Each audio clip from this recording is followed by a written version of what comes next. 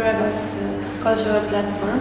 Can you tell me two verbs, or at least two verbs that describe you? Finding out things is discovering, and learning. Learning, maybe that's the right word, learning. Because I remember in school I never wanted to learn. I was really bad in trying to learn, exactly. But afterwards I start to regret that I didn't study that things, because I start to grow up later on, much later. And documentary allows me to continue this education in a way, because each time I tackle a new subject, I have to learn everything from scratch. So I don't know anything about, when I went there in 2010, I didn't know anything about the conflict more than what I read on the newspaper or see on the news. So I had to research, make a documentation. I did, now I'm working, for example, on a project in Armenia, and also that is completely new environment, so I'm start to work on there. Before I did something in Congo, the same. So, and the subjects also are different, you know, animals. Now I know a lot of things about zoo, about animals care and stuff that before I didn't know. And I like this of the work, the fact that you learn always new things, and yeah. So the second one, I don't know what could be. Discovering, learning and improving, maybe. Yeah. What it is experimenting. That's what I like also of documentary filmmaking. I like to experiment, because usually you could do everything you want nowadays. So, for example, in Calcilla, in this film, we had two big rules. The one was never to leave Calcilla if the protagonist doesn't leave Calcilla. So we are there with them the whole time. Except one, we did an exception when they get the membership, because we were in Amsterdam and we couldn't go there. So, but for the rest, we stick to that rule with stubbornness. And the other rule was that we choose one lens. So we film one lens. Yeah, we had a 30mm lens that is a really short one, so you can't zoom in. You have to move. You have to get close to people. So how did they react to that?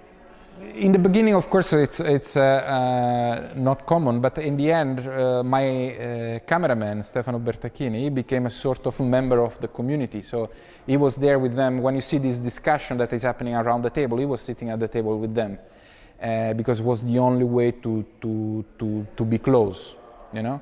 And I didn't want to create this distance. So we put this limit that everything that was happening in this kind of scenes and situation will be always filmed with this kind of with this lens. So I think 90% of the film has been done with one lens.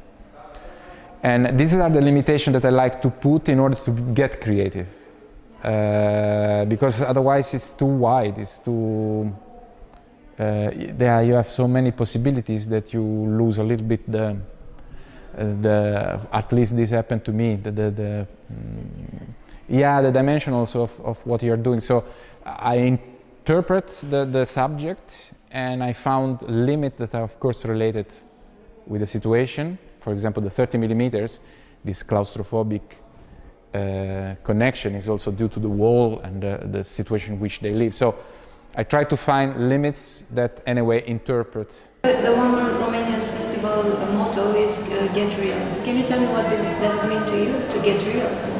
To get real, yeah. Get real. There was a discussion that we had about this afternoon with some other filmmakers. I was discussing about sounds actually in films.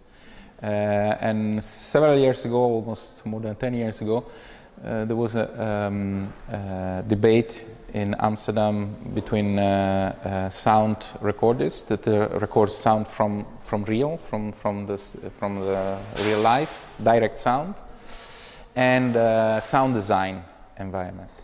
And the discussion was extremely interesting and extremely complex, because of course they always feel that adding stuff to the original sound is cheating in a way. But the sound designer said something to me that was extremely important. He said, it's not about reality, but it's about authenticity. And I think that is the main objective that a filmmaker should be authentic. And you feel, when you see a film, if the filmmaker has been authentic towards his character, towards himself, and when he constructs, even if it's reality in the most cinema verite way, if you are not authentic, it doesn't come out of the film. So for me, reality is more about authenticity in that way. That's true. And if you were to give any advice to a young filmmaker? Why each one has his own way of working. In my opinion, the most important stuff that I learned when I was in the Netherlands, actually, when I started working in the Netherlands, coming from Italy, was to do your homework before. Prepare in advance everything. Start really to think what you want to achieve, because when you're going to film, you will see exactly what you're looking for in the scene, and you will recognize when a scene is finished, or which one of the character to follow, because you know in the back of your mind what is the core of the subject that you want to tell. Sometimes we go a little bit not prepared in that sense, and we start to film whatever we can film because it's available now with digital cameras. But then we go in the editing room, and the material is not so compelling because we lose the moment, or we didn't recognize exactly the scene at the moment we were filming. So do your homework. That's my advice. And in documentary filmmaking, can you redo a scene? Can you film again? Yes, sometimes happen, of course, because it's about authenticity, it's not about reality. So for me, that is the most important part. So for example, I have a clear example in my film. In my film, you see the ibex coming out of this carton when he comes to the zoo. And that was the first day I was there in Palestine. And we catch that scene at the zoo when the ibex come out of the things, but we didn't add all the walk. And then afterwards I thought to really portray what is this character that is carrying his animal all the time at home, up and down, this could be a scene. So actually in the film we ask him to carry this box in another situation, another period. We passed 2 years, I think, and then we used the last part that was actually the real one when we. So it helps sometimes to tell a story. A lot of filmmakers use this technique. There are moments that you lose that you have to find a solution to get, in a way.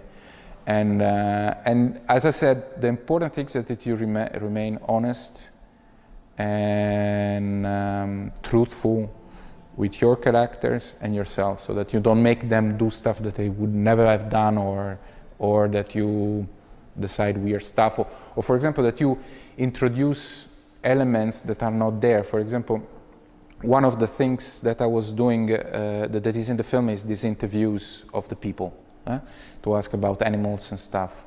One of the first try I did of this interview, I did in front of the wall, the Israeli wall.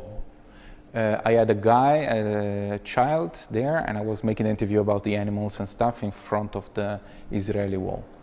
And then when I saw the footage, I didn't work, because I, as director, was actually forcing my point of view about the conflict in that situation. That boy would never been there, probably would have been somewhere else playing, but I wanted to put him there because for me, as a Western guy, make the match. But it was not authentic, that was not real, you know, in a way. So in fact, afterwards we started to interview in school where they were.